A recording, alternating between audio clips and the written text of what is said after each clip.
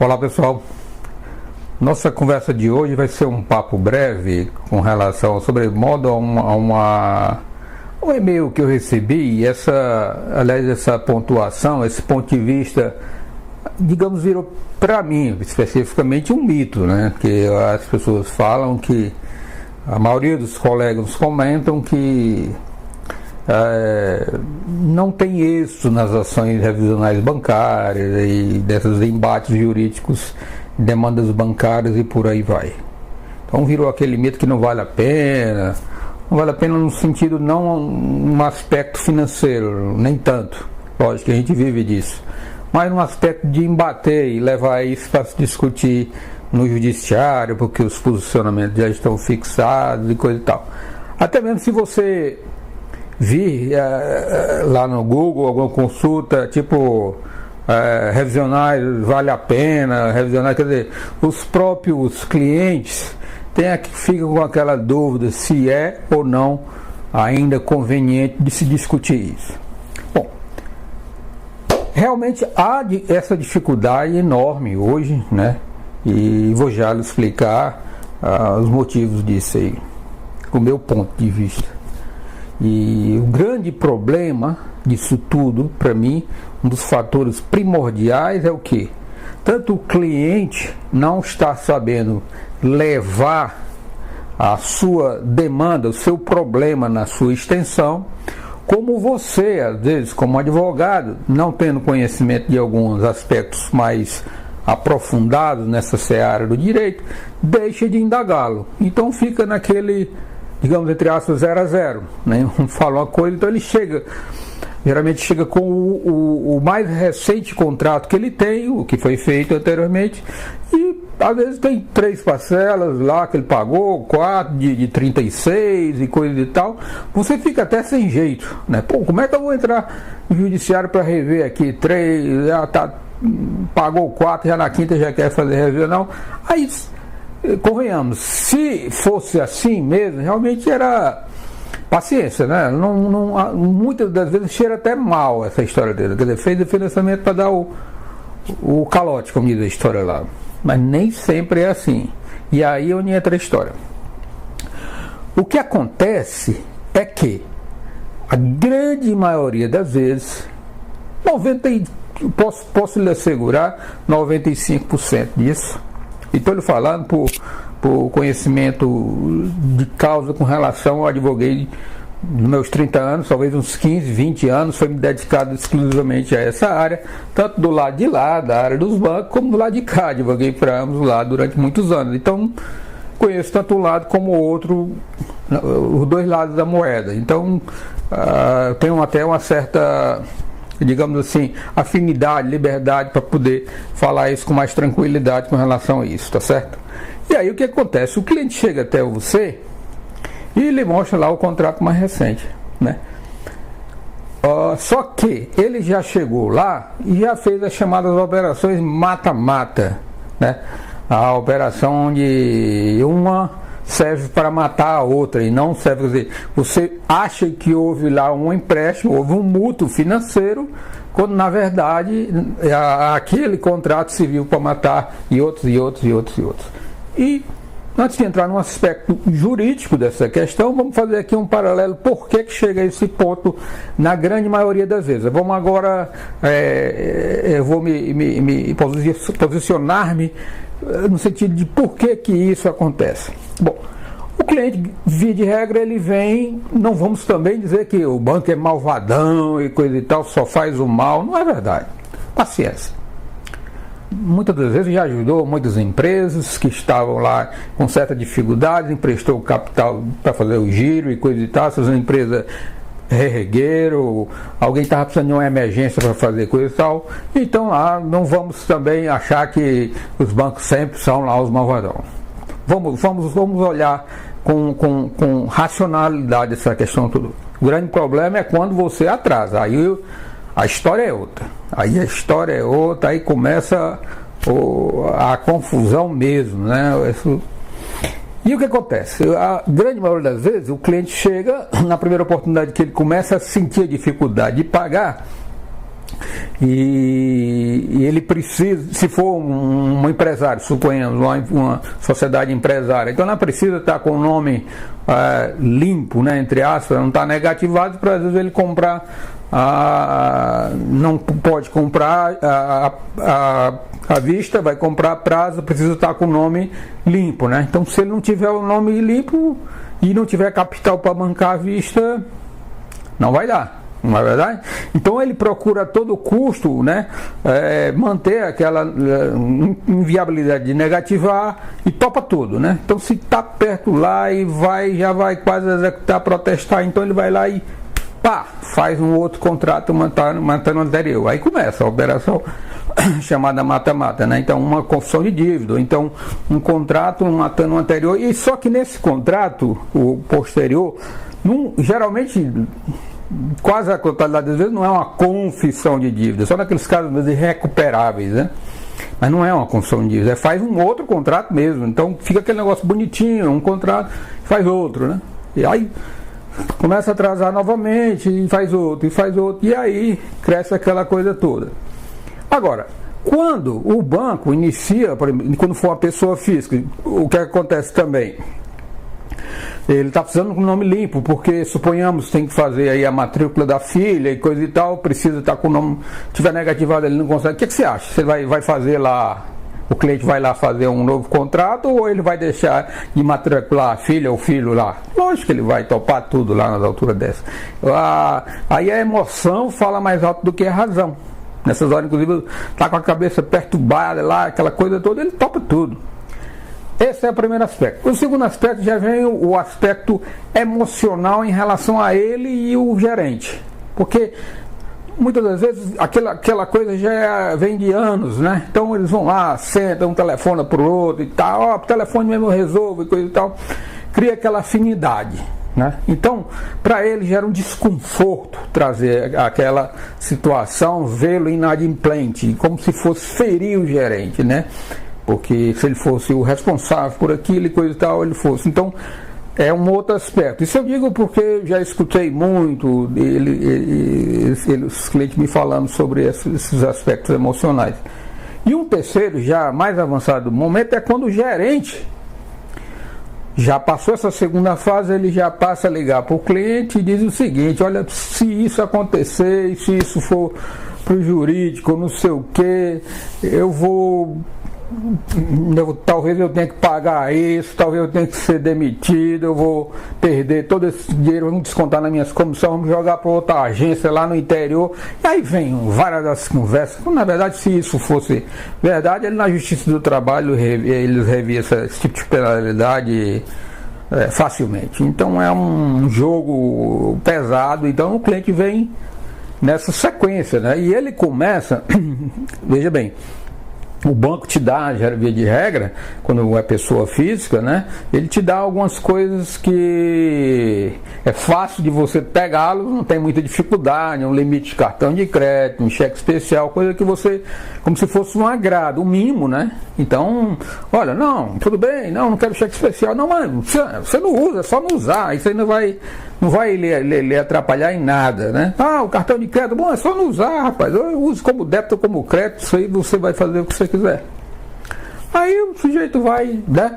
São dois tipos pode ser o cheque especial também, que é contrato, tecnicamente seria o contrato de abertura de crédito rotativa, seria a nomenclatura tecnicamente, juridicamente correta, mas ele é um cheque especial, né? Então, às vezes ele não é feito por meio de uma cédula de crédito bancário, que é mais rígida, né? Tem a liquidez, certeza e exigibilidade, não há muita dificuldade de se executá-la, né? Então, mas o cliente fica assustado, um monte de folha, aquele negócio todo, ele não assina. Então, vai aquele negócio mais light para começar, né? Só que quando o cliente viu que ele começou a atrasar, então ele joga para matar essas anteriores um contrato de abertura de crédito. Então o que acontece? Aqueles encargos que vinham, juro moratório, comissão de permanência e tal, e aquela chamada gordura, vem toda de pra lá e ele pá, de novo, mata outra contrato de abertura de crédito, mata com outra cédula de crédito bancário e assim sucessivamente. E vem.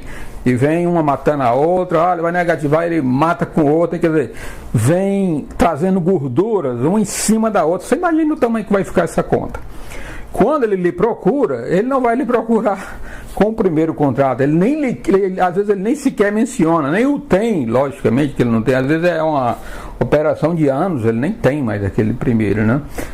E aí você se depara com aquele contrato, e quando você entra com uma revisional, com a sua petição, digamos assim, já padrão, né, e você vai enfrentar essa dificuldade. O juiz vem logo com aquele despacho, pague logo aí um incontroverso, que já está dessa altura, né, as parcelas, o cliente já vem sufocado, então ele não consegue pagar, né. Se for uma execução, ele vai querer lá a parte do valor título por incontroverso, que você está, a parte que você entende como devido, vai querer que você deposite, coisa e tal, senão vai extinguir os seus embargos. Se for uma alienação fiduciária, ele não aceita nem sequer a sua contestação se você não deixa, ou no carro, um veículo não for apreendido, e numa purgação na moral só aceita se for tudo, então já complicou sua vida. Então, se você domina bem, aí então você vai, na hora de ajuizar a ação, você vai interpretar por outro ângulo, né? De, olha, você já fez a operação, foi quantas? Várias. Então eu estou esperto. Então é o seguinte, nós vamos precisar dos outros contratos. Não tenho. Então você vai entrar, por exemplo, ou na própria petição inicial, ou então uma ação cautelar de exibição de documentos para o banco trazer aquilo, e você pede a um especialista, uma pessoa que calcule isso, e aí ele vai lhe mostrar o tanto que você diz, olha, para o especialista, tira isso aqui, tira a comissão de permanência nesse período, essa multa aqui não é devida, faz isso, ele pagou assim. Então ele sai cruzando o que não era para pagar e abatendo no que é, e quando às vezes você está credor. Já aconteceu isso comigo. Certa feita eu fui chamado lá para uma empresa de grande porte, cheguei lá a primeira vez, no primeiro contato com ele, na reunião, a diretoria estava muito assustada, inadimplência, coisa e tal. Aí eu falei a mesma história, né? Então pedi os contratos anteriores, ainda bem que eles tinham um departamento bem, controlavam bem isso, aí eu disse, olha, essa cláusula está assim errada, essa, então pega aí um perito contábil e pede para ele excluir isso, esse encargo, e venha puxando de lá para cá. Quando nós cruzamos, estava positivo, ou seja, ele tinha pago a maior, estava azul. Então, veja só, o estrago que a coisa fez, né? Os encargos do moratório fizeram na história toda, né? Porque ela começa a se juntar no outro contrato, então fica aquela história. E a súmula 286 do STJ permite isso, né? Se você examinar, ela vai dizer mais ou menos assim, que os contratos de renegociação de dívida ou a construção de dívida não impede que você faça a reavaliação das cláusulas contratuais dos contratos quitados, né? Tá certo? Aí, por que isso é? Qual a visão do STJ disso aí? Como se fosse no direito penal aquela teoria da árvore contaminada, né? Que se o Ministério Público faz uma denúncia com base a uma prova ilícita, por exemplo, uma escuta ambiental sem ter autorização judicial, ele fez a denúncia exclusivamente em cima disso aí e tal, e lá na frente se defende essa história, então morreu tudo, porque contaminou para frente.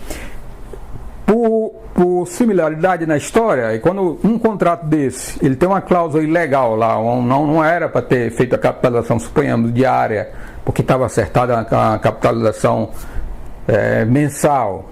Então, e você vê o pagando, não era para ter cobrado juros capitalizados moratório, não era para ter cobrado comissão permanência junto com juros remuneratórios e coisa e tal. E aí a única coisa que você vê pagando é maior, então você busca e traz de lá para cá uma ilegalidade que tinha de lá, então vem matando de lá para cá. Agora precisa ter indícios para o magistrado poder digamos assim, quebrar essa barreira do último contrato, né, que é esse que vai, a demanda vai se enfatizar, mas você diz, não é essa, vai ter desde essa daqui. Então ele sai trazendo todas e chegar nesse aqui, aí faz o cruzamento do cálculo. Mas aí você vai enfrentar várias barreiras, porque o magistrado vai dizer que não, porque é esse o contrato, cadê o indício do outro? Então é outra técnica que eu vou gravar no outro vídeo, e aí eu vou demonstrar isso. Muito bem, e agora mais no finalzinho eu vou falar também no alongamento, fica aí até o final do vídeo que eu vou falar também desses alongamentos de securitização de dívidas rurais e por aí vai, que vai nessa mesma linha de raciocínio aí. das coisas até que chama a atenção, que você deve se atentar-se, é o quê? Muitas vezes a operação, a taxa é ínfima, tipo como se fosse, por exemplo, um empréstimo consignado, onde a taxa, pela sua natureza, as taxas são pequenas, né? Vamos dizer um Finame também, que ela tem mais como, no sentido de fomentar a coisa, a taxa também por sua natureza é pequena. Só que quando você não consegue honrar, que vem aquele, né, as dívidas também rurais, né, essas aí também são os chamados empréstimos campesinos, né? Então eles também são taxas reduzidas para fomentar a produção rural e coisa e tal. E aí no caso da inadimplência, vai lá e o banco pega isso aí, às vezes faz o pacote, mete o cheque especial junto com né, várias operações, e nessa vai essa das taxas pequenas, vai junto com a grande, faz o bolo e joga dentro de um contrato desse com a taxa lá em cima. Porque quando ele vai fazer um contrato desse de confissão de dívida, ou então uma célula de crédito bancário nova, outra, sei lá, o que valha, ele vai colocar uma taxa lá em cima, porque o risco dele é bem maior agora, né? Ele sabe que você já está tratando com uma pessoa que veio lá para cá e inadimplente. Então essa taxa ela vai disparar. Porque a taxa do juro remuneratório, um dos fatores que faz o banco mensurar são os riscos, né? O risco, o mercado, né? Então você, dentro do banco, quer ou não, você tem uma pontuação. Você não sabe, mas você tem uma pontuação, né? Que vai de A até lá em cima, né? E isso está previsto no Banco Central, não é uma coisa absurda nem coisa tal, não. Eu vou também falar com isso, está um pouco envolvido com a central de risco do Bacen e por aí vai. Então você tem uma pontuação. E para fazer isso, então a taxa vai lá, dispara. Então, quer dizer, o cliente vinha pagando a taxa pequena, sofre também com essa consequência. Então, para não, o vídeo já está longo o vídeo, né? Para não ficar mais longo ainda, eu só quero dizer-lhe que a situação não, a gente tem que tirar esse mito, para daí a gente tentar reverter aos poucos. Os julgados, tem muitos julgados com essa forma de pensamento que eu estou falando, tem milhares, mas a grande maioria é no sentido contrário, que o cara não pagou quase nada, que não sei o que, papapá. Então isso aí é preciso que você tenha uma atenção especial ao seu cliente e faça esse tipo de pergunta, porque a grande maioria das vezes, chega a beirar 90 e tantos %, não é a primeira operação que o cliente vai, por causa de uma operação e única que esse cliente vai lhe procurar. Geralmente ela já vem na operação mata-mata, tá bom? Então fica essa dica, a gente vai dialogar outras vezes com relação a esse tema, vai se aprofundar mais, tá bom? E um abraço a todos e até a próxima.